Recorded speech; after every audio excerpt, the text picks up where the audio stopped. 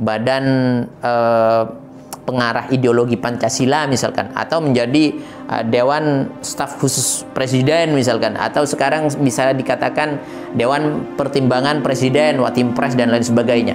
Dia masuk ke sana dan dia menjadi satu kekuatan penting bagi orang-orang kafir untuk mengacak-acak Islam dan merebut kekayaan di Indonesia.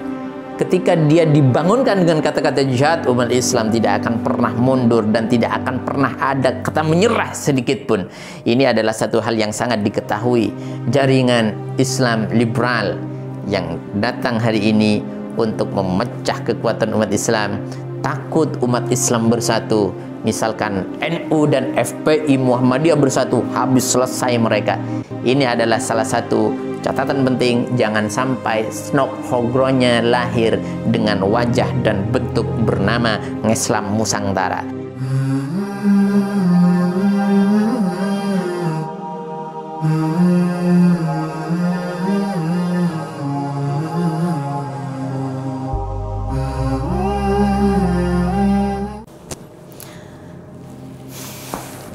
Assalamualaikum warahmatullahi wabarakatuh, sahabat channel Benteng Akidah dimanapun Anda berada. Pada kesempatan ini saya ingin berbagi sedikit tentang sejarah.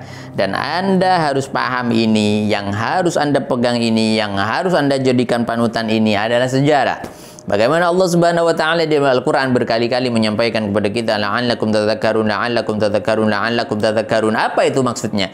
Supaya kita mengingat-ingat dan mempelajari dan menjadikan sejarah sebagai ibrah. Di dalam Al-Qur'an disebutkan ada namanya istilah Haman, di dalam Fir'aun ada Harut wa Marut, ada Ya'juj wa Ma'juj mufsiduna fil ard dan lain sebagainya. Ini bukan isapan jempol belaka, tapi ini adalah satu hal penting yang bagaimana kita memegang baik-baik terhadap sejarah tersebut, maka kita akan menjadi orang yang beruntung di dunia insya Allah, terutama di akhirat nanti di hadapan Allah Subhanahu wa taala.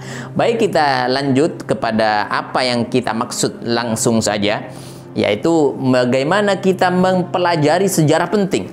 Saya membaca satu buku yang ditulis oleh Bapak Profesor Ahmad Mansur Suryanegara, yaitu Api Sejarah. Saya langsung mendapatkan buku ini dari tangan beliau.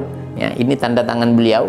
Di sini luar biasa kita mempelajari bagaimana Islam masuk di Indonesia, bagaimana Islam memperjuangkan keberadaannya di Indonesia dan menjadikan Indonesia salah satunya menjadi tumpuan rahmatan lil alamin. Tapi jangan salah, semuanya berjalan tidak mulus-mulus saja. Semuanya ada tantangan. Bagaimana orang-orang kafir, bagaimana mereka ingin menjajah Indonesia. Ada beberapa kepentingan orang-orang kafir yang masuk ke Indonesia dengan cara apa? Dengan cara masukkan dia misionaris, dengan cara apa? Masukkan dia penjajah. Di masa-masa pada waktu Eropa baru ingin menjajah, melakukan ekspansi otoritasnya, kekuasaannya di berbagai belahan negara di Asia, dan di Indonesia ternyata sudah ratusan tahun Belanda melakukan penjajahan-penjajahan yang merugikan terhadap umat Islam dan khususnya yang berada di Indonesia tersebut. Dan Anda tahu bagaimana di Indonesia ini tidak bisa dikalahkan. Ada pecah yang namanya Perang Aceh, ada pecah yang namanya Perang Diponegoro, di mana itu adalah satu perlawanan kepada kolonial Belanda dan penjajah asing. Ini adalah satu sejarah yang luar biasa. Anda kalau bisa mempelajari ini semuanya, Anda akan terbangun satu kesadaran bahwasanya kunci keberhasilan Indonesia merdeka bukan dari mana-mana. Kunci bagaimana orang-orang kafir panik bagaimana caranya masuk ke Indonesia, ini hanya karena kata-kata jihad yang ada di dalam Indonesia dan syariat yang ada di Indonesia. Syariat yang diajarkan oleh baginda Rasulullah SAW menjadi kekuatan power, super power yang ada di dalam jiwa kaum muslimin, dan bergerak melawan penjajah kafir dan melantunkan kata-kata takbir, dan dengan dasar jihad mereka melawan sehingga Indonesia tidak akan bisa dikuasai. Ini adalah satu sejarah penting. Dan Anda tahu bagaimana dulu ketika orang kafir melihat, oh ini adalah penyakitnya orang Islam, akhirnya ulama-ulama bagaimana dijauhkan dari masyarakat supaya kata-kata jihad tidak lagi didengung-dengungkan di umat Islam. Karena apa? Ini semacam pemantik. Ketika dia dibangunkan dengan kata-kata jihad, umat Islam tidak akan pernah mundur dan tidak akan pernah ada kata menyerah sedikit pun. Ini adalah satu hal yang sangat diketahui dan sangat dipahami dan ditakuti oleh orang-orang kafir.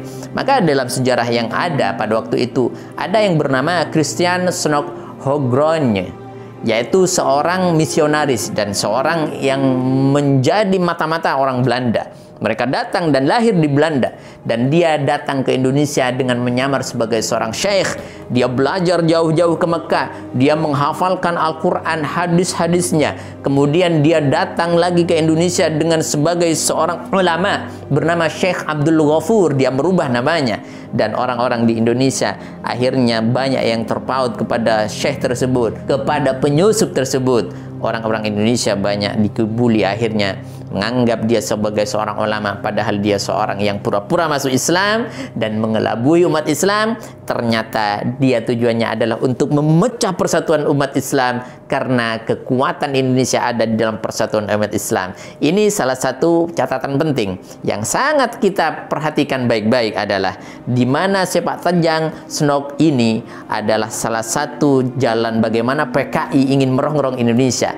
Tidak salah kalau kita beranggapan dan kita mendeteksi adanya jasa daripada SNOK Hogronya ini kepada perjuangan PKI untuk menjadi penjajah kedua yang ada di Indonesia. Ini adalah satu catatan penting. Anda harus paham ini semuanya. Artinya apa? Poinnya apa? Kesimpulannya apa? Jangan silau terhadap orang alim yang datang ke Indonesia, yang datang di tengah-tengah kita. Dia datang untuk mengelabui umat, dia datang untuk mencari simpati umat. Tapi ini adalah salah satu racun yang ingin memasukkan para komunis-komunis dan orang-orang asing dan asing untuk sekali lagi menjajah Indonesia. Dan Anda harus paham betul siapa ulama, siapa tokoh, siapa yang dianggap syekh tersebut. Kalau hari ini dia menjadi satu corong daripada rezim yang sedang berkuasa. Ini adalah satu catatan. Ini harus kita perhatikan baik-baik, bahwa SNOK Hogronya dulu pada tahun 1898 dia berhasil menjadi seorang corong daripada rezim dan kolonial Belanda waktu itu.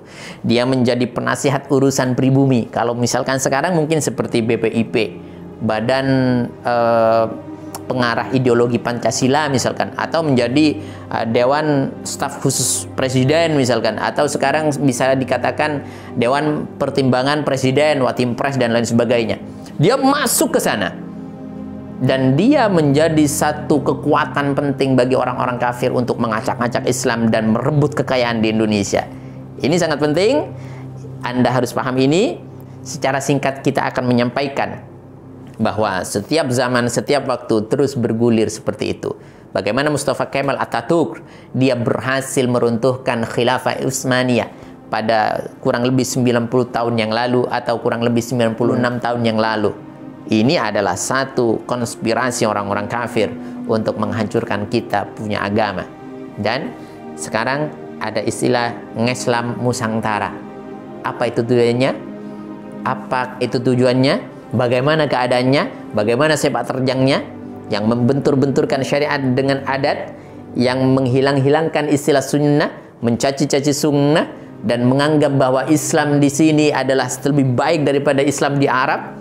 Bagaimana ngeslam Nusantara ini adalah jelmaan dari dulu yang bernama Islam multikulturalisme, jelmaan daripada jaringan Islam liberal yang datang hari ini untuk memecah kekuatan umat Islam. Takut umat Islam bersatu, misalkan NU dan FPI Muhammadiyah bersatu, habis selesai mereka. Ini adalah salah satu catatan penting. Jangan sampai SNOK Hogronya lahir dengan wajah dan bentuk bernama ngeslam Nusantara. Anda harus paham ini, Anda harus pelajari ini, Anda harus membaca baik-baik sejarah yang ada.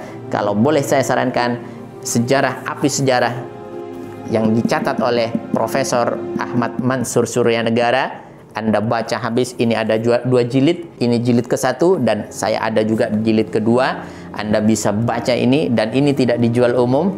Anda harus pegang buku ini sebagai acuan penting. Anak cucu Anda tidak disesatkan, dan negara kita tetap kita kuatkan dengan gema takbir Allahu Akbar dan jihad mempertahankan kesatuan negara Indonesia ini sampai anak cucu kita berhasil dan sukses besok ketika kita sudah tidak ada di dunia ini. Demikian, semoga bermanfaat. Jazakumullah khairan. Assalamualaikum warahmatullahi wabarakatuh. Kami mengajak Anda untuk ikut serta membebaskan tanah wakaf, pembangunan dan program kaderisasi pemimpin muslim yang kuat memegang syariat dan sunnah. Yakinlah bahwa janji balasan Allah tidak terkira dalam perhitungan manusia. Salah satu janji Allah dalam Al-Quran, وَمَا أَنْفَقْتُم مِّن شَيْءٍ فَهُوَ يُخْلِفُهُ وَهُوَ خَيْرُ الرَّازِقِينَ. Dan apa saja yang kamu infakkan, Allah akan menggantinya, dan dialah pemberi rezeki yang terbaik. Rasulullah juga menyerukan dengan sabdanya, "Anfiq ya Bilal, wala takhsha min dzil arsy iqlala." Berinfaklah wahai Bilal, jangan takut dipersedikit hartamu oleh zat yang memiliki arsy. Pondok Pesantren Syariah Al-Jalil, program tahfidz hadis Al-Quran, penanaman akidah yang kuat dalam rangka kaderisasi pemimpin muslim yang siap terjun di tengah masyarakat, membentengi akidah mereka, serta membela agama dan syariat, menjaga sunnah nabawiyah. Kami tidak melihat nominal berapapun yang Anda tanam, tapi niat mulia Anda lah, baik yang diniatkan untuk diri Anda, terutama untuk orang tua Anda yang mungkin sudah rindu menanti sedekah jariah Anda. Hormat kami untuk Anda semuanya. Kami kan terus bersamamu, untukmu Mahat Al-Jalil tercinta. Kami penuhi panggilanmu, untukmu